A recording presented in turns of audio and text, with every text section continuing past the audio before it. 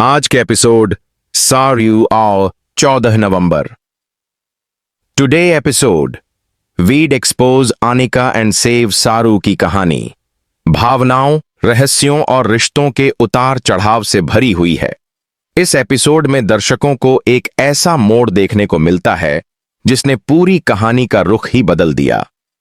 कहानी की शुरुआत होती है उस पल से जब सारू अपने टूटे हुए विश्वास और बिखरे हुए रिश्ते को संभालने की कोशिश कर रही होती है। उसकी आंखों में दर्द, चेहरे पर बेबसी और दिल में सच्चाई का सैलाब है। वहीं दूसरी ओर अनिका अपने झूठ और साजिशों के जाल में उलझती जा रही है।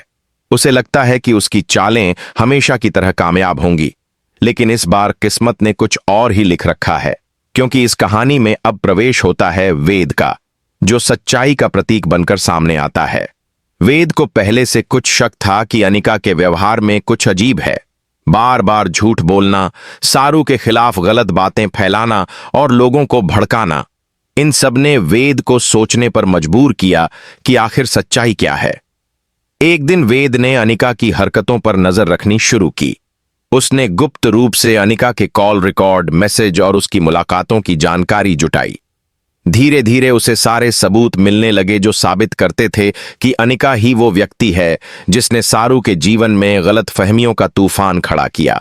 दूसरी तरफ सारू को कुछ समझ नहीं आ रहा था। वो सोच रही थी कि क्यों सब उसके खिलाफ हो रहे हैं जबकि उसने किसी का कुछ भी नहीं बिगाड़ा। लेकिन सारू के भीतर एक हिम्मत थी, एक विश्वास था कि सच्चाई कभी न कभी सामने आएगी। और वो विश्वास तब साकार होता है जब वेद सबके सामने सच्चाई उजागर करने का फैसला करता है। वेद एक पार्टी का आयोजन करता है जिसमें घर के सभी सदस्य, कॉलेज के लोग और अनिका के कुछ खास दोस्त शामिल होते हैं।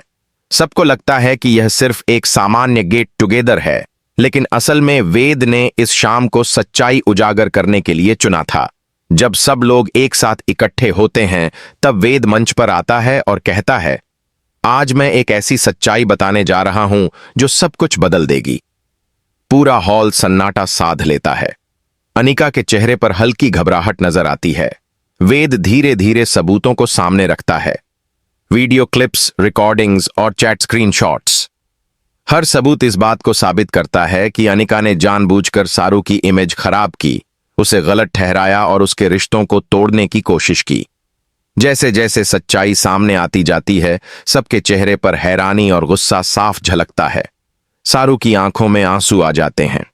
वो वेद की तरफ देखती है, उस इंसान की तरफ जिसने उसकी सच्चाई पर भरोसा किया जब दुनिया उसके खिलाफ खड़ी थी।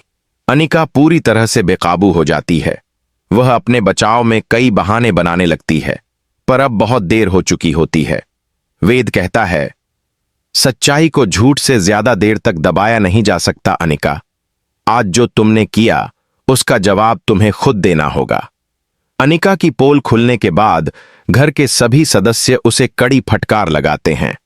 उसकी झूठी छवि पूरी तरह टूट जाती है। वहीं सारू को सबके सामने न्याय मिलता है।